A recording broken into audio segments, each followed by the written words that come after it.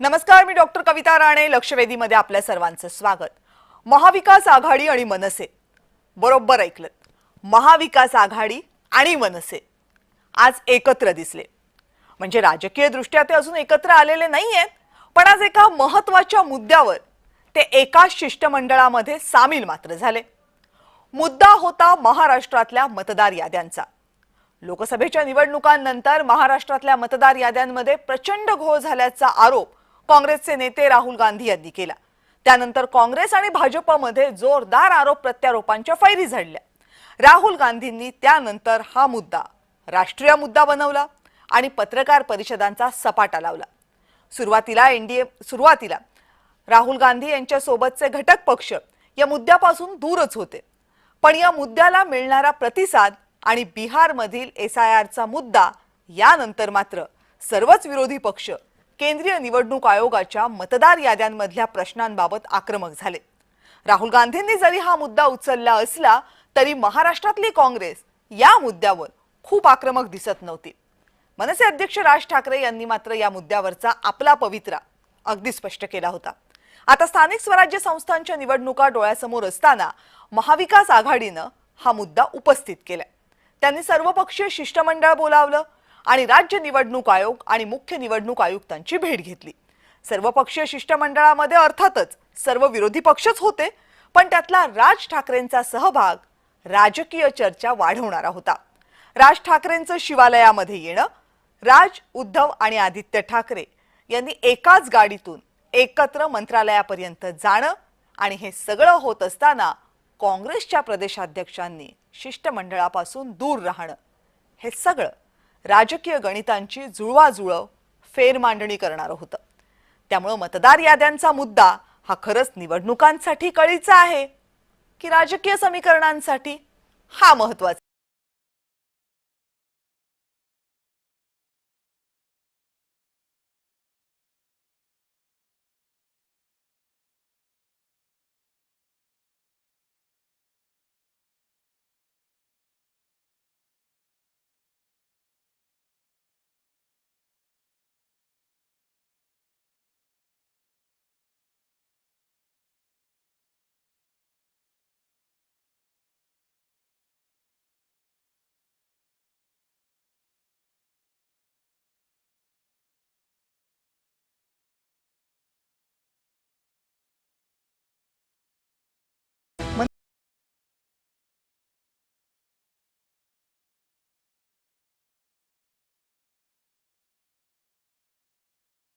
थोरातही होते, शिवाय मवियाचे इतरही नेते होते. आता हे सगळे नेते आज एकत्रितपणे मंत्रालयात येण्याचं कारण काय होतं? कारण होतं मतदार याद्या. लोकसभा निवडणुकांनंतर मतदार याद्यांमध्ये घोळ झाल्याचा आरोप काँग्रेसनं केलाय. त्याची सुरुवात महाराष्ट्रामधूनच झाली. आता महाराष्ट्रामधल्या स्थानिक स्वराज्य संस्थांच्या निवडणुकांअगोदर मतदार याद्यांमधले सगळे घोळ दूर करा या प्रमुख मागणीसाठी हे सगळे नेते आज मंत्रालयात पोहोचले. या शिष्टमंडळानं मुख्य निवडणूक अधिकाऱ्यांना उपस्थित केलेले प्रश्न काय होते तेही बघा. 2024 मध्ये वगळलेल्या मतदारांचा तपशील का दिला जात नाहीये? 2024 मध्ये मतदार याद्यांमध्ये नव्यानं समाविष्ट केलेल्या मतदारांचा तपशील का दिला जात नाहीये? राजकीय पक्षांना आणि मतदारांना निवडणूक आयोग हा तपशील का देत नाही? मतदार याद्यांमधून मतदारांची नावं का वगळली हे राजकीय पक्षांना सांगत का नाही? ऑक्टोबर 2024 ते जुलै 2025 या दरम्यान जी नावं समाविष्ट करण्यात आली होती ती कोणती? याच कालावधीमधील नावांची यादी अजूनही प्रसिद्ध का करण्यात आली नाहीये? ही यादी लपवण्यामध्ये छुपा राजकीय हेतू आहे का? ही यादी लपवण्यामध्ये कुणाचा दबाव आहे का? आणि निवडणूक आयोग आपली स्वायत्तता दाखवणार की नाही? या सगळ्या मुद्द्यांसंदर्भात 2 शिष्टमंडळं तयार करण्यात आली होती. प्रमुख नेत्यांचं एक शिष्टमंडळ मुख्य निवडणूक अधिकारी S चोक्कलिंगम यांना भेटलं, तर दुसरं शिष्टमंडळ राज्य निवडणूक आयोगाचे आयुक्त दिनेश वाघमार यांना भेटलं. आमच्या मागणी होती या निवडणूक महाराष्ट्राच्या निवडणूक याद्या या पूर्णपणे दुरुस्त व्हाव्यात, त्याचं डुप्लिकेशन जावं, चुकीच्या पद्धतीनं घुसडण्यात आलेली नावं काढण्यात यावीत, यासाठी आम्ही मागणी केलेली आहे. आणि त्यासाठी राज्य निवडणूक आयोग आणि Chockalingam CEO Maharashtra election commission यांनी एकत्रित बसून आमचं गाऱ्हाणं ऐकायचं मान्य केलेलं आहे. चोकलिंगम साहेब हे राज्य निवडणूक आयोगाशी बोलतील आणि उद्या ही बैठक होईल. पुन्हा उद्या 11 वाजता ही बैठक होईल. आता मनसेचे अध्यक्ष राज ठाकरे हे सध्या तरी महाविकास आघाडीचे घटक नाहीये, पण विरोधक आणि सत्ताधारी अशा सगळ्याच राजकीय पक्षांना आजच्या शिष्टमंडळात सहभागी होण्याचं आमंत्रण होतं. त्यामुळे राज ठाकरेही आले. पण राज ठाकरे शिष्टमंडळामध्ये सहभागी होत असताना काँग्रेसचे प्रदेशाध्यक्ष हर्षवर्धन सपकाळ मात्र या शिष्टमंडळातून गायब झाले. निवडणूक आयुक्त चोकलिंगम ज्यांच्यावर विशेष जबाबदारी आहे त्यांनाही तुम्ही त्यांची भेट घेत आहात. या शिष्टमंडळात उद्धव ठाकरे, शरद पवार, काँग्रेसचे हर्षवर्धन सपकाळ, बाळासाहेब थोरात वगैरे वगैरे आणि राज ठाकरे. निवडणूक अधिकाऱ्यांच्या भेटीनंतर आज या शिष्टमंडळाची एकत्रित पत्रकार परिषद होणार होती, पण ही पत्रकार परिषद सुद्धा रद्द झाली. महाराष्ट्र राज्याचे निवडणूक आयुक्त दिनेश वाघमारे यांना भेटून आलेलं आहे अंबादास दानवे माजी विरोधी पक्षनेते यांच्या नेतृत्वाखाली. चोखलिंगम यांच्याबरोबरच्या बैठकीत काही मुद्दे अनिर्णित आहेत आणि ती चर्चा उद्या परत सुरू राहणार आहे. उद्या राज्याचे निवडणूक आयुक्त वाघमारे आणि चोखलिंगम यांची एकत्रित भेट आणि चर्चा हे शिष्टमंडळ यातले सगळे प्रमुख नेते घेतील. त्याच्यामुळे उद्याच आपण पत्रकारांना भेटून माहिती देऊ. विरोधकांच्या या शिष्टमंडळावर सत्ताधाऱ्यांनी मात्र जोरदार टीका केली आहे. ही महाविकास आघाडी नाही, ही महाकन्फ्यूज आघाडी आहे. एवढं कन्फ्युजन आहे की कोण काय बोलतंय त्याचं त्यांना समजत नाही, कोणाचा पायपूस कोणामध्ये नाही आहे. त्यामुळे ही महाकन्फ्यूज आघाडी एकत्र आलेली आहे आणि राज्य सरकार ज्या पद्धतीने आज काम करत आहे, शेतकऱ्यांना जी काही भरीव मदत दिली त्यामुळे देखील त्यांच्या पायाखालची वाळू सरकलेली आहे. महाविकास आघाडीनं निवडणूक आयोगाकडे जाण्यापूर्वी लोकसभा निवडणुकीत जेव्हा महाराष्ट्रात भाजपला कमी जागा मिळाल्या तेव्हा भाजपनं जनतेचा कौल मान्य केला. पण विधानसभा निवडणुकीमध्ये महाविकास आघाडीचा पराभव झाल्यानंतर अचानक मतचोरी तुम्हाला का आठवली? महाविकास आघाडी जिंकली तर ईव्हीएम बरोबर आणि भारतीय जनता पार्टी जिंकली की ईव्हीएम वर शंका हा ढोंगीपणा लोकशाहीसाठी मारक आहे. निवडणूक आयोगानं तयार केलेल्या मतदार याद्यांवर विरोधकांनी सध्या देशभरात आरोपांची राळ उठवली आहे. महाराष्ट्रात वेगवेगळ्या मतदारसंघांमध्ये विरोधकांनी मतदार याद्यांसंदर्भात आरोप केलेत. स्थानिक स्वराज्य संस्थांच्या निवडणुकांअगोदर या सगळ्या याद्या सुधाराव्यात अशी विरोधकांची मागणी आहे. पण निव्वळ 1-2 महिन्यात हे सगळं काम पूर्ण होणार का, हा खरा प्रश्न आहे. ब्युरो रिपोर्ट, जय महाराष्ट्र.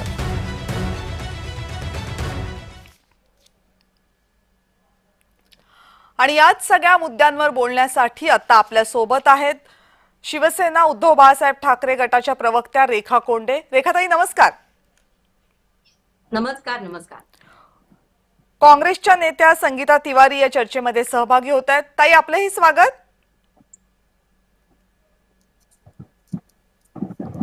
संगीताजी, आवाज येतोय माझा? भाजपचे प्रवक्ते गणेश खणकर चर्चेमध्ये सहभागी झालेत. खणकर साहेब नमस्कार, आपलंही स्वागत. नमस्कार. नमस्कार. मनसेचे प्रवक्ते योगेश खैरे पुन्हा एकदा आपल्या सोबत या चर्चेमध्ये सहभागी होत आहेत. योगेशजी, आपलंही स्वागत. नमस्कार. राष्ट्रवादी काँग्रेस शरदचंद्र पवार पक्षाचे पुणे शहर अध्यक्ष प्रशांत जगताप आपल्या सोबत आहेत. प्रशांतजी नमस्कार. नमस्कार. शिवसेनेचे प्रवक्ते योगेश केदार आपल्या सोबत चर्चेत आहेत. योगेशजी, आपलंही स्वागत. जय नमस्कार. आणि राजकीय विश्लेषक प्रवीण पुरे आपल्या सोबत चर्चेत सहभागी होत आहेत. प्रवीण सर, आपलंही स्वागत. नमस्कार. प्रवीण सर, तुमच्यापासून चर्चेला सुरुवात करूयात, कारण तुम्ही एकटेच अराजकीय आहात या चर्चेमध्ये. मला पहिलं तर सांगा, आज सकाळी पाहिलेली दृश्य आणि शिष्टमंडळानं दिलेल्या निवेदनातली भाषा या सगळ्याचं तुमचं आकलन काय? एकतर महाराष्ट्रातले हे दिग्गज नेते जे आहेत हम्म, एकत्रित आपल्या मुंबईच्या किंवा महाराष्ट्राच्या मंत्रालयामध्ये कधी एकत्रित दिसले नव्हते. हा, विशेषतः गेल्या 20 वर्षानंतर शरद पवार स्वतः आज मंत्रालयात आले. ते मुख्यमंत्री असतानाच फक्त मंत्रालयात यायचे. पण त्यानंतर मंत्रालयात जेव्हा आपत्ती आली, जेव्हा आग लागली मंत्रालयातल्या काही मजल्यांना, हम्म, त्याच्यानंतर पाहणी करण्यासाठी स्वतः शरद पवार आले. त्याच्यानंतर आता जे निवडणुकीच्या संदर्भात तक्रारी करण्याकरता निवडणूक आयुक्तांना भेटण्याकरता ते स्वतः आज आले. हम्म, आणि त्याच्याबरोबर जे शिष्टमंडळ होते एक अप्रूप होतं मंत्रालयामध्ये, ओके, की जसं मुख्यमंत्री होत असताना उद्धव ठाकरेंचं स्वागत करायला जसे मंत्रालयातले कर्मचारी जसे उपस्थित होते, त्याप्रमाणे काही लोक पाहण्यासाठी ह्या लोकांना मंत्रालयाच्या आवारामध्ये जमले होते. हम्म, हम्म, म्हणजे प्रामुख्याने सगळे कर्मचारीच होते आणि सगळे हे विरोधी पक्षाचे नेते एकत्रित आल्याचं हे अप्रूप सगळ्यांना होतं. आणि त्यांचा विषय निवडणूक म्हणजे मतचोरी हा प्रामुख्याने असल्यामुळे या मतचोरीचा विषय कसा आता पुढे जाणार याचं सगळ्या लोकांना आश्चर्य होतं. हम्म, आणि म्हणून ते सगळ्यांच्या नजरा होत्या, आमच्या पत्रकारांच्या नजरा होत्या, हम्म, त्याच कोणत्या तक्रारी प्रामुख्याने विरोधी पक्षांकडून आणि महाविकास आघाडीकडून निवडणूक आयुक्तांपर्यंत जातील हम्म, याविषयी थोडंसं अप्रूप होतं. हम्म, आणि जेव्हा निवडणूक दिल्यानंतर त्या निवेदनामध्ये जी भाषा पाहिली, हम्म, तर जी भाषा राहुल गांधी यांनी दिल्लीमध्ये प्रेस कॉन्फरन्समध्ये महाराष्ट्रातल्या वेगवेगळ्या मतदारसंघामध्ये झालेली जे काही अनियमितता जी आहे, हम्म, ज्या पद्धतीने अनियमितता राहुल गांधींनी दाखवली, तशाच पद्धतीची भाषा आजच्या निवेदनामध्ये महाविकास आघाडीच्या या नेत्यांच्या सहीने ते निवेदन आयुक्तांना दिलंय, त्याच्यामध्ये तीच भाषा होती. हम्म, मग मतचोरीची कशी प्रकरणं घडली, मतचोरी कशी झाली, मत देण्यासाठी जी नियमितता पाहिजे हम्म, ती कशी बिघडली गेली, या संदर्भातली सगळी माहिती त्या निवेदनामध्ये महाविकास आघाडीच्या वतीने देण्यात आली. हम्म, आणि ही दिल्यानंतर खरं म्हणजे हे सगळं प्रकरण जे आहे, आगामी येणारी निवडणुका ज्या आहेत हम्म, त्या स्थानिक स्वराज्य संस्थांच्या असल्यामुळे त्यांच्याशी थेट संबंध हे राज्याचे निवडणूक आयुक्त दिनेश वाघमारे यांच्याशी येत असल्यामुळे हम्म, केंद्रीय निवडणूक सीईओ जे आहेत चोकलिंगम त्यांना पाचारण करायचं होतं, पण आज तसं काही ठरलं नव्हतं. बर, जर आगामी निवडणुका स्थानिक स्वराज्य संस्थांच्या असतील हम्म, तर राज्य निवडणूक आयोगाकडून डिटेल येणं गरजेचं आहे. आणि ती घेण्याचं निमित्त काढून त्यांनी आज दिनेश वाघमारे यांना उद्या येण्यासाठी सांगितलं. हम्म, आणि जर ते उद्या येणार असतील तर आपण चर्चा पुढे ढकलूया का, तशीच विनंती विरोधी पक्षांनी केली. आम्हाला सगळी डिटेल पाहिजे, आम्हाला डिटेल द्यायची. आणि त्याच्यामुळे ही आजची जी काही बैठक होती ती उद्यापर्यंत पुढे गेली. हो, आणि उद्याच्या बैठकीमध्ये ह्या सगळ्या गोष्टीचा उहापोह होईल अशी अपेक्षा विरोधी पक्षांनी त्यानंतर झालेल्या होणाऱ्या पत्रकार परिषदेपूर्वी हम्म, दिली. आणि ही पत्रकार परिषद उद्या होईल असं यशवंतराव चव्हाण प्रतिष्ठानमध्ये झालेल्या बैठकीमध्ये स्पष्ट झालं आणि तसं पत्रकारांना निरोप दिला गेला. बर, ठीक आहे. आता याच्याबद्दल आणखीनही बऱ्याचशा चर्चा होत आहेत, कारण निवडणूक आयोगाकडनं आलेल्या याद्यांचा मुद्दा महत्वाचा आहेच. पण या सगळ्या दृश्यांबद्दल मी तुम्हाला खास करून यासाठी विचारलं होतं, कारण आज राज ठाकरे या दृश्यांमध्ये दिसले. फक्त राज ठाकरे योगेशजी दिसले नाहीत, तर राज ठाकरे जेव्हा दिसले तेव्हा ते पहिल्यांदा शिवालयामध्ये गेले, त्यानंतर राज ठाकरे, उद्धव ठाकरे, आदित्य ठाकरे एकाच कारमधून मंत्रालयापर्यंत गेले. ही दृश्य पण दिसली, याच्या चर्चा पण झाल्या. हे टायमिंग काय आहे? म्हणजे राज ठाकरेंनी या शिष्टमंडळामध्ये सहभागी होणं, शिवालयामध्ये जाणं आणि एकत्रितपणे मंत्रालयापर्यंत प्रवास करणं, योगेशजी किती महत्वाचं आहे हे मनसेसाठी? आता कविताजी, तुमच्या एका प्रश्नामध्ये 2 प्रश्न आहेत हा, की राज साहेब आणि उद्धव साहेब असतील किंवा आदित्य ठाकरे साहेब असतील, हे एका गाडीतनं प्रवास कसा केला. तर मागच्या काळात आपण जर बघत आलोय की ज्या पद्धतीचं कौटुंबिक वातावरण या दोन्ही भावांच्या घरांमध्ये आपल्याला दिसतंय, हम्म, की सातत्याने एकमेकांकडे जाणं, एकमेकांच्या कार्यक्रमात सहभागी होणं, एकमेकांच्या घरी जेवणाच्या निमित्तानं जाणं. हम्म, तर महाराष्ट्राची जी संस्कृती आहे की 2 परिवार, 2 भाऊ जर एकत्र येत असतील हा, तर जो आनंद तुम्हाला आम्हाला सगळ्या महाराष्ट्राला होतोय त्या आनंदात आपण सध्या सहभागी होऊया. तर त्याच भागाचा हा पुढचा भाग असा आहे की जर का ते सन्माननीय राजसाहेब ठाकरे शिवालयामध्ये गेले असतील तर तिथनं मंत्रालयात जाताना आदित्य साहेब त्यांच्या गाडीत बसले, तर हा त्यांच्या कौटुंबिक एकरूपता जी झाली आहे त्याचाच हा पुढचा भाग आहे. तर हा झाला एक विषय. दुसरा जो विषय आपण मांडलात की राज ठाकरे साहेब या शिष्टमंडळात कसे, तर या 2 गोष्टी आहेत. या ज्या निवडणूक आयोगासंदर्भातच्या ज्या गोष्टी आहेत, हम्म, ज्या मतदार याद्यांच्या बाबतीतल्या गोंधळ आहेत, जो ईव्हीएम मधला गोंधळ आहे या संदर्भात आपल्याला आठवत असेल की राजसाहेब या संदर्भात मागील अनेक वर्षांपासून या संदर्भातला आवाज उठवत आहेत. मग 2018-19 मध्ये सुद्धा ज्यावेळेस निवडणुका होत्या त्यावेळेस सुद्धा ईव्हीएम संदर्भात या बाबतीत पुढाकार राजसाहेब ठाकरेंनी घेतला होता. आता यावेळी सुद्धा जर या निवडणूक ज्या याद्या आहेत यामध्ये घोळ आहे का, तर 100% घोळ आहे. ज्या गोष्टी या याद्यांमध्ये कशा समाविष्ट झाल्या, नावं कशी आली, नावं कशी वगळली गेली, याचं कुणाला काही कुठल्याही पद्धतीची माहिती दिली जात नाही. कुणालाही माहिती नाही माझं नाव का वगळलं हेच मला कळत नाही. जर अशा पद्धतीने मतदार याद्या असतील आणि आपण जर जगातली सगळ्यात मोठी लोकशाही म्हणत असू आणि ही लोकशाही जर निवडणुकी मार्फत जर उभी राहत असेल आणि ही निवडणूक आयोग घेत असेल आणि त्याच्या विश्वासार्हतेवर प्रश्नचिन्ह निर्माण होत असेल तर या संदर्भात खरं तर सर्व राजकीय पक्षांनी एकत्र आलं पाहिजे. बरं, या संदर्भातली पत्र या शिष्टमंडळात सहभागी व्हा यासाठीची पत्र सर्व पक्षांना देण्यात आली होती. मग ती भारतीय जनता पक्षाला देण्यात आली होती, शिवसेनेला देण्यात आली होती, राष्ट्रवादी काँग्रेसला देण्यात आली होती, जे महायुती म्हणून आता सरकारमध्ये सहभागी आहेत. तर मग जर का या मतदार याद्यांचा गोंधळ सगळ्यांना मान्य आहे तर या पक्षांनी सुद्धा सहभागी झालं पाहिजे होतं ना. आम्ही काय आता कुठल्या महायुतीमध्ये पण नाहीये, महाविकास आघाडीमध्ये पण नाहीये, पण या गोंधळाबाबतचा जो सातत्याने आवाज महाराष्ट्र नवनिर्माण सेना आणि राजसाहेब ठाकरे उठवत आहेत तर त्यासाठी आम्ही इथं सहभागी झालोय. या संदर्भातल्या कुठल्याही राजकीय गोष्टी याकडे बघू नये राजकीय दृष्टिकोनातून.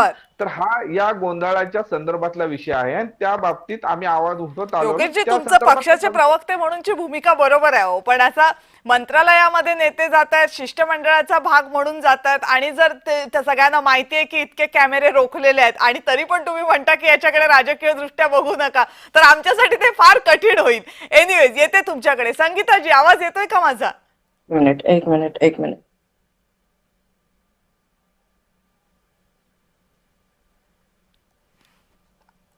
नाही, मला वाटतं संगीताताईंपर्यंत आवाज माझा पोहोचत नाहीये. प्रशांत जगताप कडे जाऊयात. प्रशांतजी, आजचं चित्र तर फार चांगलं दिसलं. राज ठाकरे होते, शरद पवार होते, बाकी सगळे महाविकास आघाडी मधले नेते होते. हर्षवर्धन सपकाळ यांची अनुपस्थिती खटकली नाही का तुम्हाला? नाही, बिलकुल नाही. या ठिकाणी हर्षवर्धनजी त्यांच्या पूर्वनियोजित बैठकीला त्या ठिकाणी गेले होते, पण बाळासाहेब थोरात हे काँग्रेसचे अधिकृत त्या ठिकाणी प्रतिनिधी म्हणून उपस्थित होते. म्हणजे हर्षवर्धनची सकाळांपेक्षा मान्य बाळासाहेब थोरात हे खूप ज्येष्ठ नेते, राज्याचे महसूल मंत्री राहिले, प्रदेश अध्यक्ष राहिले. त्याच्यामुळे त्यांचा काही वेगळा अर्थ काढून नये, किंवा महाविकास आघाडी म्हणा किंवा बाकीचे इतर समविचारी पक्ष आणि किंवा भाजप विरोधी सगळे पक्ष एकत्रित आलेत, ही खूप चांगली बाब आहे. राजकीय सामाजिक जीवनामध्ये आपण विचार करतो तसंच होतं असेल तर काही भाग नाही. बऱ्याच वेळा 2-4 पावलं पुढे मागे घ्यावं लागतं आणि आजची कृती हा त्याचाच भाग होता. मुळात या सगळ्या महत्वाच्या नेत्यांनी काय मुद्दे मांडले किंवा काय कुठल्या मुद्द्यांकडे लक्ष वेधलं गेलं हे खूप महत्वाचं आहे. आणि आज जे मुद्दे उपस्थित केले ते महाराष्ट्राच्याच नव्हे तर देशाच्या एकूणच लोकशाही जिवंत ठेवण्याकरता राजकीय जी काय मंडळी आहेत, सत्ताधारी मंडळी जी काही निवडणूक व्यवस्था ताब्यात घेते. आता मला असं वाटतं की निवडणूक प्रमुख म्हणायचं का त्यांना निवडणूक मंत्री म्हणायचं, कारण की प्रत्येक राज्यातले आता निवडणूक आयोग हे तिथले जे काही सीएम आहेत, खास करून भाजपचे किंवा सत्ताधारी पक्ष केंद्रात ज्यांची सत्ता आहे त्यांच्या हातातला भावनाच झाला अशा प्रकारची परिस्थिती आहे. दररोज एक नियम बदलला जातो. ज्या ठिकाणी अमेंडमेंट झालेल्या आहेत जुन्या, त्याला त्या ठिकाणी केराची टोपली दाखवली जाते. ही आजची वस्तुस्थिती आहे. बरं, रेखा कोंडेजी, असं काय झालं की तुम्हाला शिष्टमंडळ न्यायचं होतं, निवडणूक अधिकाऱ्यांना भेटायचं होतं, पण मग एका शिष्टमंडळाची 2 शिष्टमंडळं करायला लागली. मग एक राज्य निवडणूक आयोगाकडे गेलं, मग दुसरं मुख्य निवडणूक अधिकाऱ्यांकडे गेलं. पण आज चर्चा पूर्ण झाली नाही, आता ती उद्या होणार. पत्रकार परिषद आज होणार होती, ती उद्या होणार होती. हा सगळा गोंधळ का झाला? मागे मला खूप तुमच्या इकडनं आवाज येतात, त्यामुळे मला तुमचं म्हणणं काहीच नीट ऐकू आलं नाही, कारण संगीता त्यांच्या कॅमेराची काहीतरी गडबड चालू होती.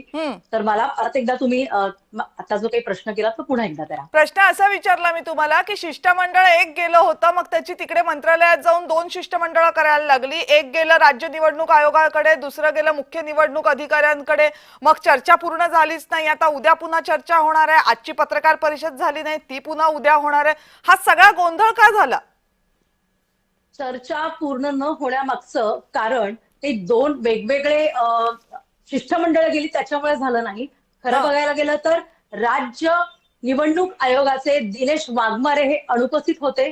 ते असल्याशिवाय सुद्धा याची चर्चा पूर्ण होणार नाही, कारण त्यांच्याकडनं सुद्धा सगळ्या प्रश्नांची उत्तरही अपेक्षित आहेत, जी आज विरोधी पक्षातील सर्व नेत्यांना पडलेली आहे की नेमकं 40 लाखाचं मतदान हे वाढलं कसं, याचं उत्तर आज महाराष्ट्राला हवं आहे.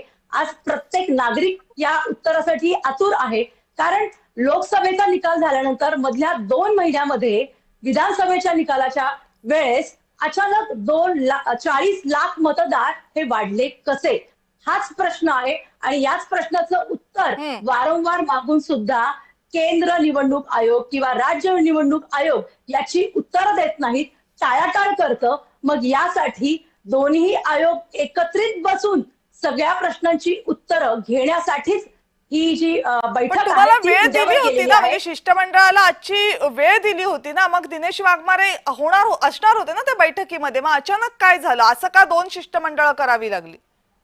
ते अनुपस्थित का राहिले हे त्यांनाच माहिती आहे. आणि 2 शिष्टमंडळाने सर्वजण एकाच मंचावर होते, एकाच टेबलवरती ही संपूर्ण शिष्टमंडळांची सर्व नेते मंडळी दिसत होती. आपण माध्यमांच्या माध्यमातून सुद्धा पाहिलेलं आहे. राजसाहेब ठाकरे असतील, बाळासाहेब थोरात असतील, शरदचंद्रजी पवार साहेब असतील, राजसाहेब ठाकरे असतील, उद्धव बाळासाहेब ठाकरे असतील, सर्वच विरोधी पक्षांचे नेते हे एकत्रितपणे मंत्रालयामध्ये गेलेले होते.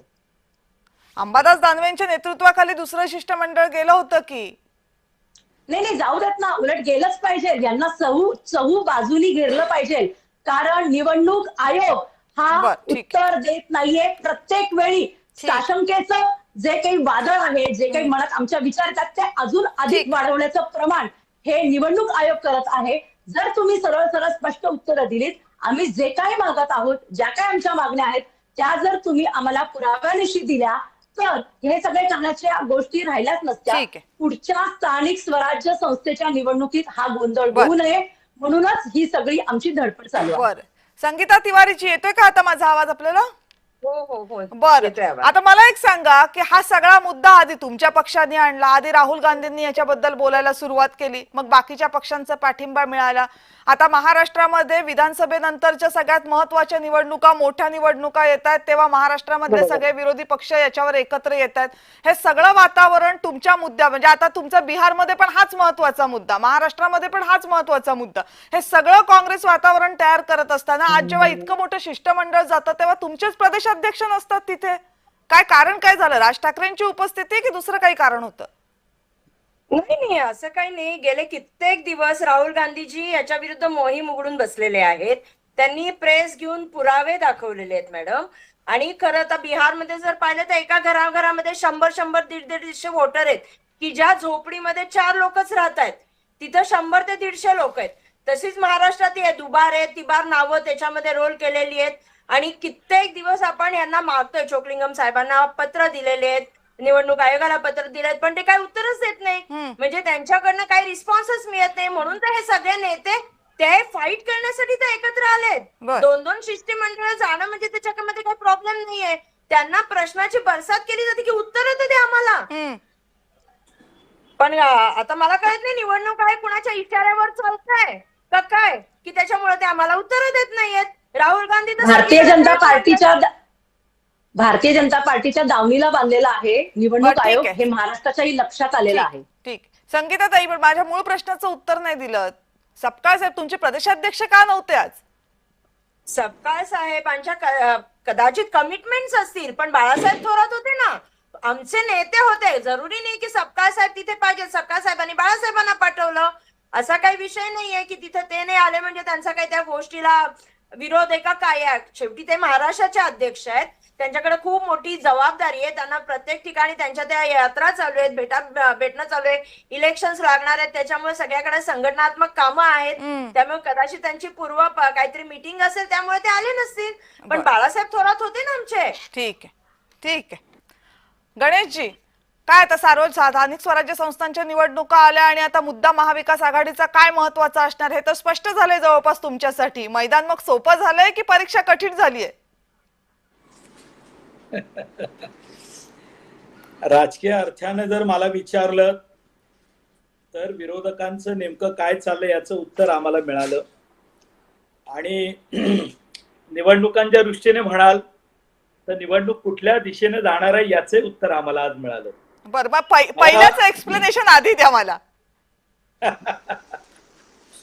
असं आहे की मी या सगळ्यांची सगळी चर्चा ऐकत असताना म्हणजे मला कधी कधी कविताजी काही गोष्टी मला कळत नाहीत.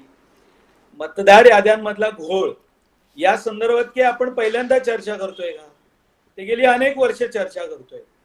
भारतीय जनता पार्टीचं सरकार 2014 नंतर केंद्रात आणि महाराष्ट्रात मॅडम लाखोच्या घरात आणि 40 लाख संख्या आहे. लाखोंची चोरी आहे ही, म्हणून संगीताताई आणि रेखाताई बोलू देत, त्यांचं पूर्ण होऊ देत. तुमचं ऐकलं त्यांनी, आता त्यांचं पूर्ण होऊ देत. बोला बोला गणेशजी.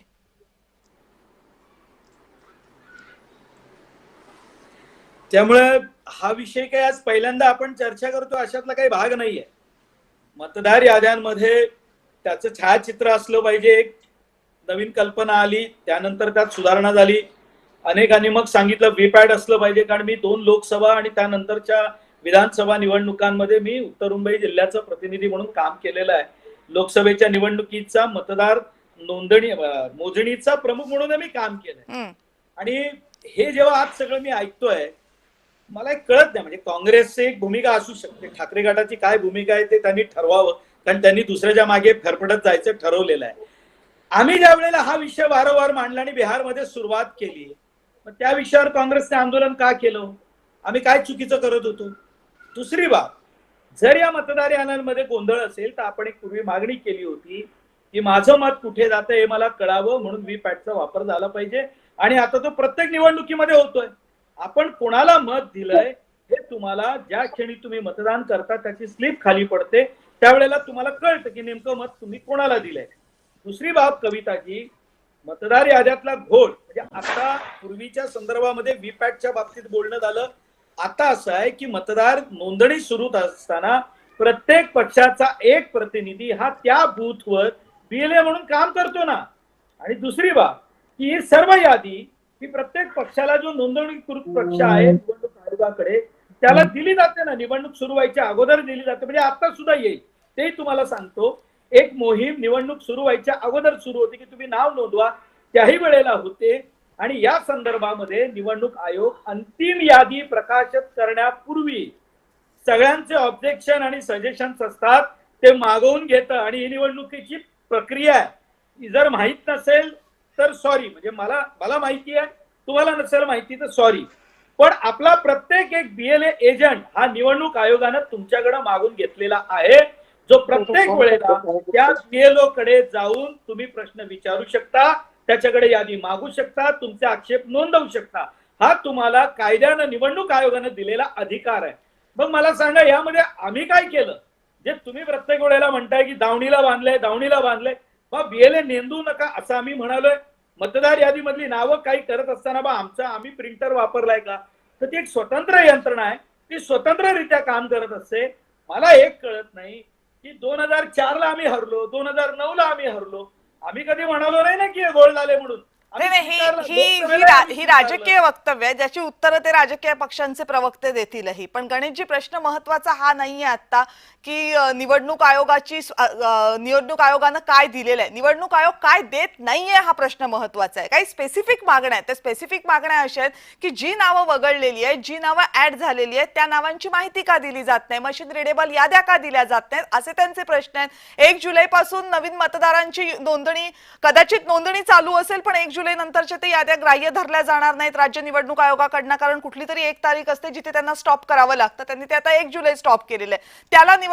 त्याला आक्षेप आहे विरोधी पक्षांचा. तर हे आक्षेप समजण्यासारखे आहेत. आणि कदाचित जर ते अगदीच एका वाक्यामध्ये बेदखल करता येण्यासारखे असते तर उद्याच्या बैठकीची गरज पडली नसती. त्यामुळे उद्याच्या बैठकीमध्ये निवडणूक आयोगाचे अधिकारी काय उत्तरं देतात, राज्य निवडणूक आयोगाचे अधिकारी काय उत्तर देतात, याच्यावर कदाचित ही चर्चा होऊ शकेल. कारण आज विरोधकांनी तरी त्यांचे सगळे मुद्दे स्पष्ट केलेले नाहीयेत. पत्रकार परिषदेची उद्यासाठी वाट पाहावी लागेल. योगेश केदारजी, टायमिंग काय तुमच्यासाठी? हे बरं टायमिंग ठरलं, उशिरा ठरलं? कारण असं झालंय की 1 जुलैला तर याद्या थांबवलेल्या आहेत, त्याच्यानंतर आज सगळे विरोधी पक्षाचे नेते गेलेले आहेत निवडणूक आयोगाकडे. त्याच्यामुळे तुमच्यासाठी हे बरं आहे ना की हा मुद्दा लवकर आला नाही, आणि आता आला तरी त्याला फारसा काही अर्थ राहणार नाही तुमच्या मते? हे बघा, सन्माननीय एकनाथ शिंदे साहेबांनी एका वाक्यात या महाविकास आघाडीच्या संदर्भानं व्यक्त झालेले आहेत. त्यांनी महाविकास आघाडीला महाकन्फ्युजन आघाडी अशा पद्धतीने आज संबोधले आणि ते अत्यंत योग्य आहे. बर, महाराष्ट्रामध्ये, देशामध्ये आपली लोकशाही आहे. त्या लोकशाही व्यवस्थेमध्ये निवडणूक आयोग हा आपापल्या स्वतंत्र अस्तित्व ठेवून आहे आजही. बर, हे तुमचं जे काही ईव्हीएमच्या संदर्भानं असेल किंवा त्या याच्या संदर्भानं असेल, हे निवडणूक आयोग तुमच्या प्रत्येक गोष्टी ऐकायला तयार आहे. लोकशाहीमध्ये तुमच्या ज्या शंका असतील त्यासाठी आजही बैठक घेतली होती, पण तिथं कोण काय बोलावं याची सुद्धा या लोकांनी तयारी केलेली नव्हती. भारतीय जनता पार्टी असेल, शिवसेना असतील आणि राष्ट्रवादी काँग्रेस पक्ष असेल अजितदादांचा, ह्या सगळ्या पक्षांनी बूथ लेवलला आजही तयारी केलेली आहे. जसं विधानसभेच्या वेळेस सगळ्या तयाऱ्या पूर्ण झाल्या होत्या तशा आमच्या तिकडे तयाऱ्या पूर्ण आहेत. पण या लोकांना तिथं जमिनीवर काही करता आलं नाही. आता लास्ट मिनिटला शेवटी जसं एखादा मुलगा असतो तयारी न करता पेपरला जायचा विचार करतो, मग हडबडी तिकडं काहीतरी कर, मग हेच राहिलं ते राहिलं असं झालं, दुसऱ्यावर आरोपित करणं, हे यातून असं दिसायला लागलेले आहे की महाविकास आघाडीमध्ये स्वतःच्या बूथ लेवलच्या तयाऱ्या नाहीत. या लोकांना लोकांपर्यंत काय म्हणून पोचावं हे मुद्दे सुद्धा सरकारने शिल्लक ठेवलेले नाहीत आता. म्हणून प्रत्येक दिवशी उठल्यानंतर ईव्हीएमचा हाय, ईव्हीएमचं ते, तुम्ही हारण्यासाठीची तुमची मानसिकता तयार करून घेताय ह्या सर्वसामान्य लोकांना कळायला लागलेलं आहे. आणि जनता महाराष्ट्राची महायुती सोबत आहे. हो, म्हणून आमचं असं म्हणणं आहे की यांनी ज्या काही गोष्टी करायच्या आज तरी बैठक घ्यावी आणि सगळ्यांनी प्रश्न काय काय करावे एकदा चर्चा करून ठरवावं आणि त्यानंतर निवडणूक आयोगाकडे जावं. सरकार काय याच्यात, निवडणूक आयोगाचं स्वतंत्र अस्तित्व आहे, त्यांची कार्यप्रणाली आहे. त्यांच्यासोबत तुम्हाला चोकलिंगम साहेब पाहिजे होते, ते तुम्हाला यायला निवडणूक आयोगाची उत्तरं तुम्ही कशाला देतायत? उपमुख्यमंत्री एकनाथ शिंदे साहेब आहेत, त्यांनी उत्तर देण्याचं कारणच काय आहे? मॅडम, कन्फ्युज आघाडी आहे. आयोगाला आम्ही प्रश्न विचारलेत ना, आता आयोग आम्हाला उत्तर देईल. उपमुख्यमंत्र्यांना आम्ही प्रश्नांची उत्तरं मागितलीच नाहीये. त्यामुळे महायुती सरकारमधल्या कुठल्याच नेत्यांनी याच्यावरती बोलू नये. रेखाताई तुमचं जर संगीताची एका वाक्यात. रेखाताई, पद्धत बरोबर नाही तुमची. तुम्ही सत्ताधारी पक्षाच्या प्रवक्त्याला विचारताय, त्याने उत्तर दिलं. ठीक आहे, त्यांनी त्यांचा प्रश्न उपस्थित केला. संगीताताई एका वाक्यात फक्त, कारण मला प्रवीण सरांकडे जायचंय. जेव्हा आम्ही या आयोगावरची प्रश्नचिन्ह निर्माण करतो, रेखाताई आला तुमचा मुद्दा. संगीताताई,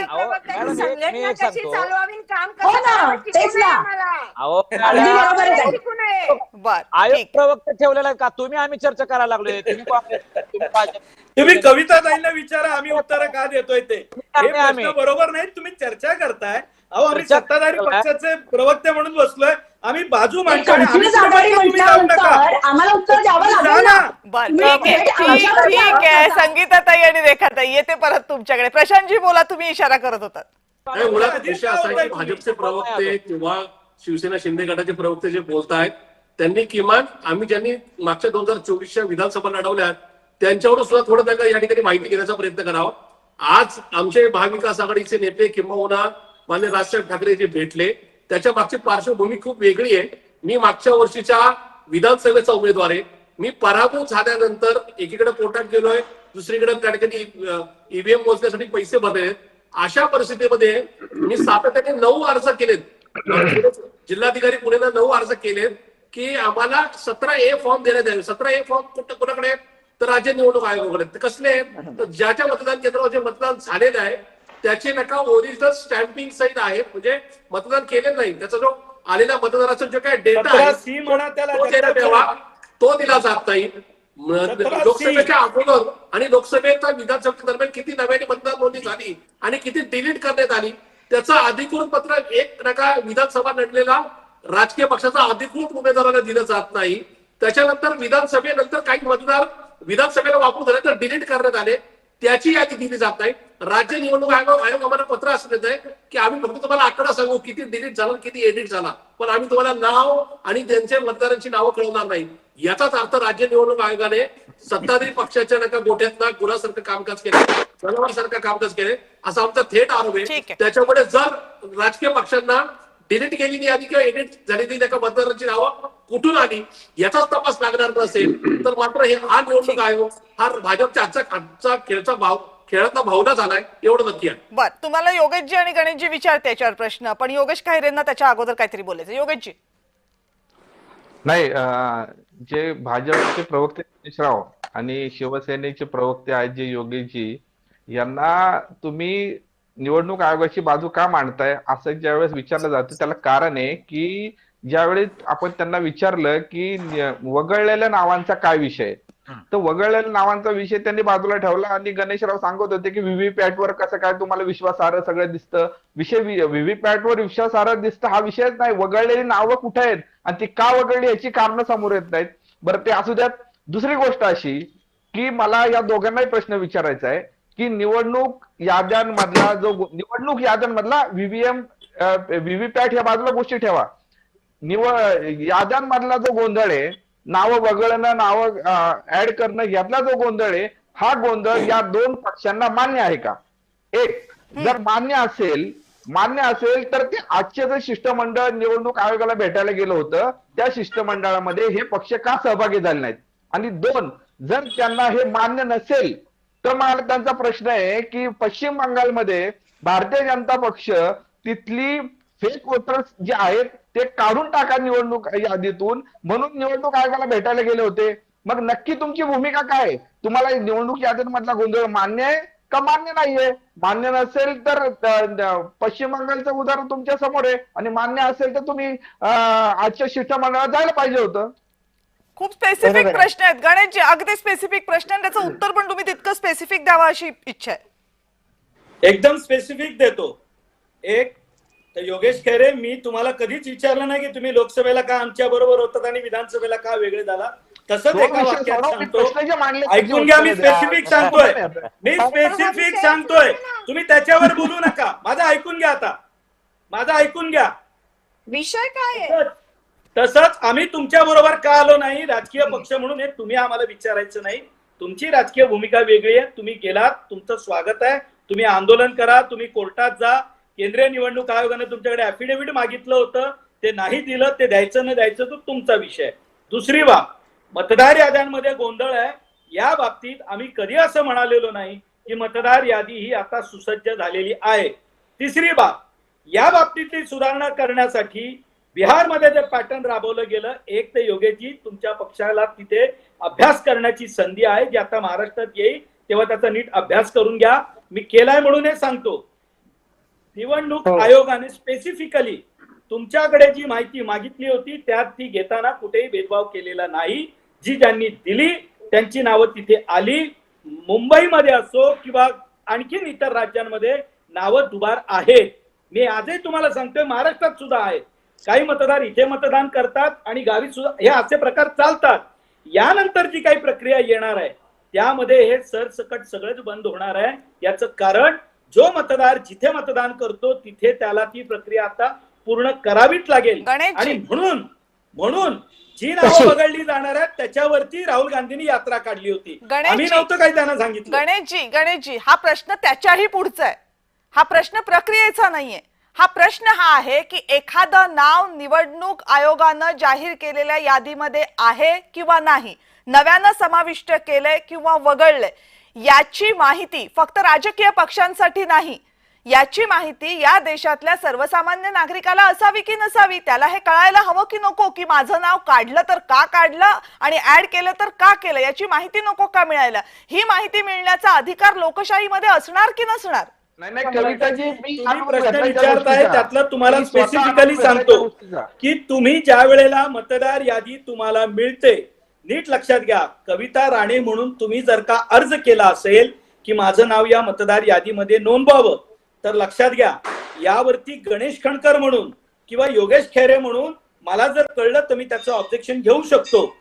माझं नीट ऐकून घ्या. मला कळलं की तुम्ही नाव नोंदवता, मी त्याच्यावरती ऑब्जेक्शन घेऊ शकतो. पण यादी प्रसिद्ध झाल्यानंतर जर असं कोणाला वाटलं की मला हे पूर्ण यादी द्या, तुम्ही नावं का नोंदवली, तर माझ्या माहितीप्रमाणे आपल्या कायद्यात ही तरतूद नाही. तुम्हाला ती मिळवत असताना तुमच्या BLAच्या मार्फत तुम्ही ऑब्जेक्शन घेऊन ती नावं का डिलीट झाली आहेत किंवा काय झाली हे मागण्याचा तुमच्या बूथ लेवल एजंटला अधिकार आहे आणि तो हे मागू शकतो. पण यादी प्रसिद्ध झाल्यानंतर मग एवढीच नावं का झाली, मला हजारोनी यादी द्या, तर माझ्या माहितीप्रमाणे असं नाही आहे. माझी माहिती चुकीची असू शकेल. नाही, प्रश्न 1001 किंवा लाख हा नाही असू शकत आहे ना. प्रश्न आकड्यांचा नाही असू शकत आहे. प्रश्न एवढाच आहे की जर एखादं नाव वगळलं गेलं असेल तर त्याची माहिती मिळायला हरकत काय आहे? म्हणजे ही काय गुप्त माहिती आहे का? ही लोकांची माहिती आहे, लोकांसाठीची माहिती आहे, लोकशाही प्रक्रियेची माहिती आहे. ती माहिती द्यायला अडचण काय आहे? त्याच्यामध्ये थोडी आकडे लावता येणार आहेत की लाख मागितली म्हणून देणार नाही आणि 10 मागितली म्हणून देऊ, असं थोडी करता येणार आहे. माहितीच्या अधिकाराखाली माहिती तरी सुद्धा ती मिळत नाही, हे विशेष आहे. जो नियम आहे तो मी स्पेसिफिकली 3 नावांची उदाहरणं घेऊन सांगितलं आणि जो नियम मला माहिती आहे, कारण हे प्रकार यापूर्वी आमच्याकडे सुद्धा घडलेले आहेत. त्यावेळी मी सांगितलं की प्रक्रिया सुरू असताना जर मला कळलं तुम्ही नोंदवलंय तर त्या स्पेसिफिकली पिरियडमध्ये मी म्हणा योगेशजी, आम्ही आता बूथ लेवल एजंट आहोत, आम्ही तुमच्यावर ऑब्जेक्शन घेऊ शकतो. पण एकदा यादी प्रसिद्ध झाली, त्याने मतदान केलं आणि मग त्यानंतर मी उठून जाऊन म्हटलं की किती नावं ऍड झाली ती मला द्या, तर लक्षात घ्या त्या प्रत्येक बूथचा आकडा हा वेगळा असतो आणि पूर्ण मतदार यादी तुम्ही मागितली तर माझ्या माहितीप्रमाणे ही व्यवस्था नाही आहे. कायद्याने यात दुरुस्ती होणार असेल तर आम्ही त्याचं स्वागत करू, आमचा विरोध असायचं कारण नाही. म्हणजे याचा अर्थ विरोधी पक्ष जी मागणी करतात ती मागणी चुकीची नाहीये ना. राईट. झालं कविताजी, तुम्ही आता शब्दांचा खेळ करू नका. कविताजी, मी तुम्हाला कविताजी, स्पेसिफिकली सांगितलं की विरोधी कविताजी, पक्षाचं तुम्ही काय जे म्हणणं सांगताय असेल, त्याच्यावर विचारते. तुम्ही म्हणता जर बदल झाला तर स्वागत आहे, याचा अर्थ ते जे मागतायत ते काय फार चुकीचं नाहीये ना. मग त्यांनी मागावा, आम्ही कुठे त्याला विरोध केलाय. पण जर निवडणूक आयोगाच्या नियमात काय आहे हे मी तुम्हाला सांगितलं. मी त्यांना म्हणालो का आम्ही देऊ नका, बा त्यांनी असेल तर त्यांनी द्यावं. आमचा काय संबंध आहे? आमचा संबंध काय याच्याशी? बरं, हा संगीताताई, नियम सांगितला, नियम जो आहे नाही तो मी नाही तुम्हाला असं नाहीये, सांगितलं. पण त्यांचं म्हणणं योगेशजी बरोबर आहे ना माझं. मॅडम एक लक्षात घ्या, निवडणूक आयोग काय करतंय, बरोबर करतंय, कसं करतंय हे का सांगतायत? हे यांनी यांच्या पक्षाची बाजू सांगावी. पण ठीक आहे ना, जसं आपण राहुल गांधी वोट असं आहे तोड अहो, मी निवडणूक असं आहे प्रमुख संगीताजी तर तुम्ही असं म्हणताय की निवडणूक आयोग हा भाजपच्या दावणीला बांधलेला आहे तर भाजपला प्रश्न विचारणार ना आम्ही. तुम्ही जर आरोप करता तर तो विचारला पाहिजे, त्यांना उत्तर दिलं पाहिजे. म्हणजे त्यांनी उत्तर दिलं तरी पंचायत, नाही दिलं तरी पंचायत, असं नाही ना आपल्याला करता येणार. जर आपण त्यांच्यावर आरोप करतो तर आपल्याला त्यांच्याकडनं उत्तर पण घेतलं पाहिजे. आणि म्हणून मी त्यांना तेच विचारते ना की मग विरोधकांच्या मागण्या बरोबर आहेत की चुकीच्या आहेत? योगेशजी, जर सगळी मागणी, योगेश केदारांना प्रश्न आहे, जर सगळी मांडणी गणेश खंडकर यांची जर बरोबर असेल तर मग विरोधकांच्या मागणीला आक्षेप घेण्याचं कारण काय? असं तुम्ही का म्हणता की लोकसभेला हा जिंकला तेव्हा नाही आठवण पडली, विधानसभेला हरला तेव्हा आठवण पडली? जर मुद्दा हा प्रक्रियेचा असेल तर मग लोकसभा आणि विधानसभा असा फरक का करावा? आपण जिंकलं आणि हरला असा फरक का करावा? नाही, लोकशाहीमध्ये मतदान करण्याचा प्रत्येकाला अधिकार. ते मतदान करण्याची प्रक्रिया ही ईव्हीएम वर व्हावी हे ठरवलंय कोण? काँग्रेसनं ठरवलं.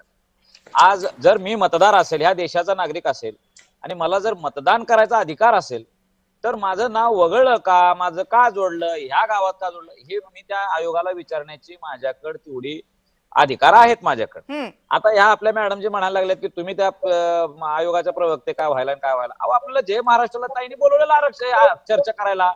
आपण जय महाराष्ट्र करायला, तुम्ही निवडणूक आयोगात समोर बसून कुठे चर्चा करायला? आम्ही तिथं जर त्या चेंबर मध्ये बसून आयोग ठीक आहे, आपण त्याच्यावर पुढे जाऊयात ना. त्याचं दिलत मगाशी उत्तर. आपण मूळ मुद्द्याकडे येऊयात ना. त्यांच्या मागण्या काही चुकीच्या नाही आहेत ना योगेशजी? मी काय म्हणतो, यांच्या कविताजी, मागण्या कविताजी, हा एक मिनिट, त्यांचं योगेशजींचं होऊ देत. येते रेखाताई. योगेशजी बोला, पूर्ण करा तुमचं. या मागण्यांचं समर्थन जर तुम्ही आज करत असाल तर या महाराष्ट्रामध्ये जर का उद्या बिहार सारखी SIR स्कीम आली तर तुम्ही याचं समर्थन करणार आहात? तुम्ही मला विचारते का? अद्ययावत करायची, प्रत्येक मतदाराने एक फॉर्म भरून द्यायचा. अहो पण तिथे पण अहो पण गणेशजी, तिथे पण त्यांची मुद्दा तोच आहे ना की वगळलेल्या नावांची माहिती द्या म्हणून. जो महाराष्ट्रात मागतात तेच ते बिहार मध्ये सुद्धा मागतायत. कविताजी,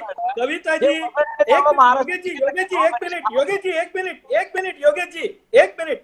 अहो कविताजी, या संदर्भामध्ये सुप्रीम कोर्टात जी सुनावणी झाली ती तपासून बघा.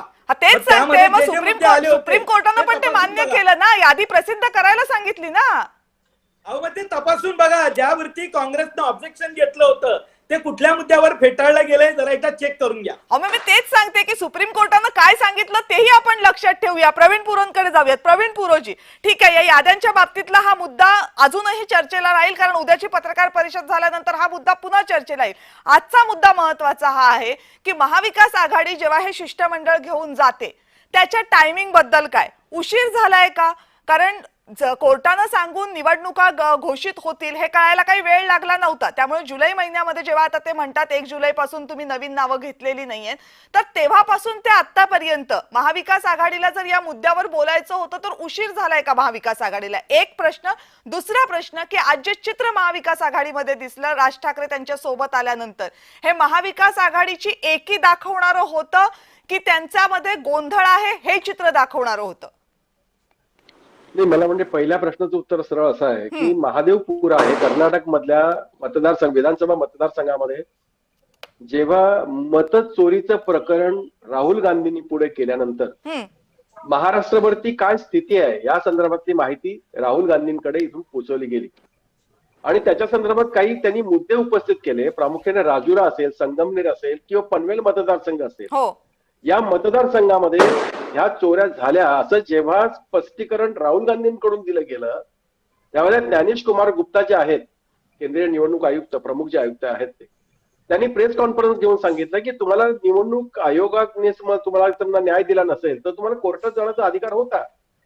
हे प्रामुख्याने 3 मतदारसंघ होते की ज्याच्यामध्ये पनवेलमध्ये जवळपास 78,000 इतकी मतं जी आहेत ती इतर ठिकाणून नोंदली गेली आहेत. त्याच्यामुळे पनवेलचे शेतकरी कामगार पक्षाचे माजी आमदार जे आहेत त्यांचं नाव बाळाराम पाटील हे स्वतः हायकोर्टामध्ये हे प्रकरण घेऊन गेले. संगमनेरचं प्रकरण हायकोर्टामध्ये आहे. राजुराचं प्रकरण तर निवडणूक आयोगाने तिथे 6,800 कोटी नावं नोंदली गेली असं जेव्हा स्पष्ट झालं, ते निवडणूक आयोगाने त्याचं FIR दाखल केला आणि हे प्रकरण कोर्टामध्ये अजून शिल्लक आहे, तिथेच आहे, अजून ते पेंडिंग आहे.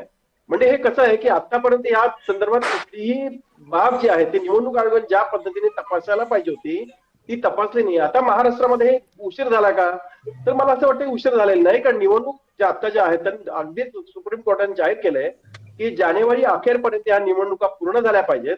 आता नोटिफिकेशन निघेल आणि निवडणुका जाहीर होण्याच्या पूर्वीच या संदर्भातले आक्षेप नोंदवणे गरजेचं होतं आणि त्याच्यामुळे आज जी काही निवडणूक आयुक्तांची भेट महाविकास आघाडीच्या नेत्यांनी घेतली ती योग्य टायमिंग साधून घेतली. दुसरी बाब अशी आहे की राज ठाकरे या महाविकास आघाडीच्या शिष्टमंडळाबरोबर होते.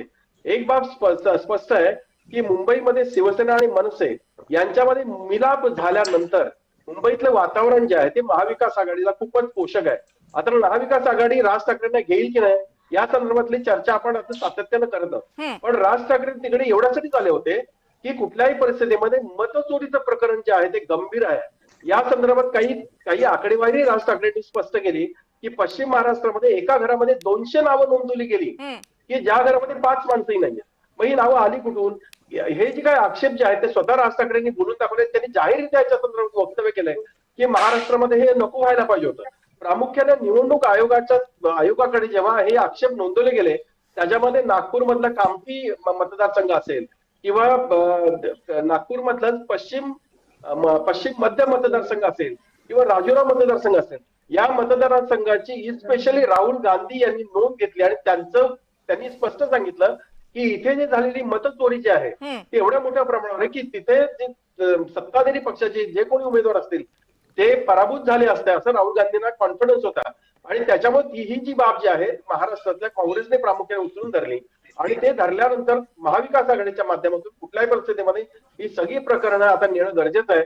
आता प्रश्न आहे की निवडणुका आल्या, स्थानिक स्वराज्य संस्था निवडणुकांच्या आल्या, मग महानगरपालिका असतील, नगर परिषदा असतील, नगरपालिका असतील किंवा ग्रामपंचायत, पंचायत समिती, जिल्हा परिषद असतील, इथल्या निवडणुकीच्या संदर्भात जी काही बाब आहे तिथल्या निवडणुकीची काही नोंद केलेली नावं जी असतील ही नावं प्रसिद्ध करणं किंवा आपण कमी केलेली नावं ती जाहीर करणं. खरं म्हणजे अशा ही सगळी नावं संकेतस्थळी जर निवडणूक आयोगाने जर टाकली असती तर हा सगळा कुठलाच वाद राहिला नसता. माझा प्रश्न तोच होता की राजकीय दृष्ट्या प्रवीण सर कदाचित हे टायमिंग बरोबर असेल, पण प्रशासकीय दृष्ट्या जर बघितलं तर ज्या वेळेस राज्य निवडणूक आयोगानं एक कुठली तरी लाईन तर ते पकडतात ना की याच्या नंतरच्या नावा आम्ही ग्राह्य धरणार नाही, कारण त्यांना प्रभागवार त्याची पुन्हा तुकडे पाडायचे असतात, त्यामुळे त्यांना तो वेळ लागतो. तो वेळ जर आपण लक्षात घेतला आणि ती प्रशासकीय कारवाई जर लक्षात घेतली तर महाविकास आघाडीनं हे जरा लवकर नको का करायला हवं होतं? अगदी निश्चितच लवकर करायला पाहिजे. पण ज्या पद्धतीने स्थानिक स्वराज्य संस्थांच्या निवडणुका ज्या गतीने लागलेल्या या का लागल्या सुप्रीम कोर्टाने आदेश दिल्यानंतर या हा निवडणुका लागल्या. ही म्हणूनच सगळी मी तयारी म्हणते की निवडणूक जर 1 आयोगाने जुलै यापूर्वी ही करायला तारीख पाहिजे जर होती. सांगितली होती तर मग महाविकास आघाडीनं कदाचित याच्या अगोदर जागवायला हवं होतं. शेवटची कमेंट प्लीज प्रशांतजी. करायलाच पाहिजे होतं. खरं म्हणजे निवडणूक आयोगाने जर तयारी दाखवली असती तर त्या तयारीच्या दृष्टीने इतर पक्षांनी किंवा महाविकास आघाडी असेल किंवा अगदी राज ठाकरेही पकडूया आपण, जर निवडणूक आयोगाने ही जर तयारी दाखवली असते तर विरोधी पक्षांना त्या पद्धतीने तयारी करता आली असती. पण निवडणूक आयोगाची तयारी नव्हती. निवडणूक आयोगाला शेवटी धक्का दिला सुप्रीम कोर्टाने की तात्काळ झालं पाहिजे की तेव्हा त्याच्यानंतर झालं. बरोबर, ठीक आहे सर मला तुम्हाला थांबवावं लागतंय कारण वेळ संपली आहे. प्रशांतजी अगदी थोडा वेळ आहे. प्रशांत जगतापजी. कविताजी, उशीर बिलकुल झालेला नाही. त्याचं कारण आहे की राज्य निवडणूक आयोगाचा आता पुणे म्हणजे महानगरपालिका, जिल्हा परिषद, पंचायत समिती आणि नगरपालिकेसाठीचा मतदार यादी दुरुस्तीचा किंवा मतदार यादी फोडण्याचा कार्यक्रम अजून घोषित झालेला नाहीये. त्याच्यामुळं महाविकास आघाडीने किंवा राजसाहेब ठाकरेंनी योग्य टायमिंग या ठिकाणी गाठलेलं आहे. ज्यावेळेस आता यादी फोडण्याचं कामकाज चालू असेल, मुळात भाजपच्या आणि बाकीच्या प्रवक्त्यांनी सांगू इच्छितो, गडबड यादी अगोदर प्रसिद्ध होत नाही. आमच्या निवडणुकीचा अनुभव आहे की मतदानाच्या शेवटच्या 6 दिवसामध्ये यादी नवीन आणली जाते, त्याच्यावर खेळ होतो. त्याच्यामुळे हा योग्य टायमिंग आहे. जी नावं नव्याने आतमध्ये आली किंवा कट झाली ती आताच दिसणार आहे. त्याला ऑब्जेक्शन आणि राज्य निवडणूक आयोग सुद्धा त्याला ऑब्जेक्शनचा 8 दिवसाचा पिरियड देतो. त्याच्यामुळे त्या 8 दिवसात आम्ही जे आमचं म्हणणं मांडू, म्हणजे सत्ताधारी पक्ष असेल किंवा विरोधी पक्ष असेल, ते म्हणणं त्याच्या नका पडताळणी करून त्याचा योग्य ते निकाल लावावा हीच आमची माफक अपेक्षा आहे. कारण की महाराष्ट्रातला मतदार योग्य निवडणूक आणि स्वच्छ निवडणूक पाहतोय आणि स्वच्छ निवडणूक होत नाही हा आमचा आक्षेप आहे. बर, ठीक. म्हणजे हा मुद्दा आहे की नावं वगळली असतील, नावं ऍड केली असतील तर त्याची आम्हाला व्यवस्थित माहिती मिळावी आणि ती माहिती मिळावी ही मागणी, मुख्य मागणी आहे निवडणूक आयोगाकडे महाराष्ट्रातल्या या सगळ्या पक्षांची. आणि लोकशाही प्रक्रियेमध्ये निवडणुका या सगळ्यात महत्त्वाच्या असतात आणि त्यामुळे त्या सर्वात जास्त पारदर्शीपणे आणि निष्पक्षपणे पार पाडाव्या लागतात. याची सगळ्यात मोठी जबाबदारी ही निवडणूक आयोगाची असते, मग तो राज्य निवडणूक आयोग असो अथवा केंद्रीय निवडणूक आयोग असो. पण जेव्हा मुद्दा मतदार याद्यांचा असतो तेव्हा त्याची मोठी जबाबदारी, रादर सर्वस्वी जबाबदारी ही केंद्रीय निवडणूक आयोगाची असते. त्यामुळे केंद्रीय निवडणूक आयोगानं प्रसिद्ध केलेल्या याद्यांच्या बाबतीत देशभरामध्ये जर इतके प्रश्न उपस्थित होत असतील तर विरोधी पक्ष असोत अथवा सत्ताधारी पक्ष असोत यांनी या प्रश्नांकडे पक्ष विरहित नजरेनं बघायला पाहिजे. कारण हा प्रश्न कुठल्या एका राजकीय पक्षाचा नाहीये, तर देश म्हणून जी व्यवस्था महत्वाची आहे त्या व्यवस्थेचा आहे. कारण आज जर ही व्यवस्था आपल्या मताप्रमाणे वागते असं जर आपल्याला वाटत असेल तर उद्या कदाचित याच्या उलटं घडू शकतं आणि सर्वस्वी याचा फटका आहे तो या देशातल्या सर्वसामान्य नागरिकाला भोगावा लागू शकतो. हे होऊ द्यायचं नसेल, ही प्रक्रिया अखंडितपणे पारदर्शीच ठेवायची असेल तर सध्या सर्व राजकीय पक्षांना याच्याकडे प्रक्रिया म्हणूनच पाहावं लागेल. केंद्रीय निवडणूक आयोग हा राजकारण खेळण्याचा आखाडा बनता कामा नये. केंद्रीय निवडणूक आयोगाकडनं ज्या अपेक्षा आहेत त्या पूर्ण झाल्या पाहिजेत आणि तंतोतंत घटनेनं त्यांना आखून दिलेल्या संपूर्ण चाकोरीमध्येच पूर्ण झाल्या पाहिजे. ही आग्रही मागणी नागरिक म्हणूनही आपण केली पाहिजे, राजकीय पक्ष म्हणूनही आपण केली पाहिजे. तरच आपल्या पुढच्या पिढीला एक सक्षम व्यवस्था देण्यामध्ये आपण यशस्वी होऊ शकू. आणि जर तसं झालं नाही तर आपल्या पुढच्या पिढ्या आपल्याला माफ करणार नाहीत. आज आपल्या चर्चेमध्ये तुम्ही सगळेजण सहभागी झालात आणि आपापली मतं स्पष्टपणे मांडलीत, अभ्यासपूर्ण मतं मांडलीत. आपल्या सगळ्यांचे मनापासून आभार. आणि यानंतर या विशेष चर्चेमध्ये वेळ झाली इथेच थांबण्याची. पाहत रहा जय महाराष्ट्र.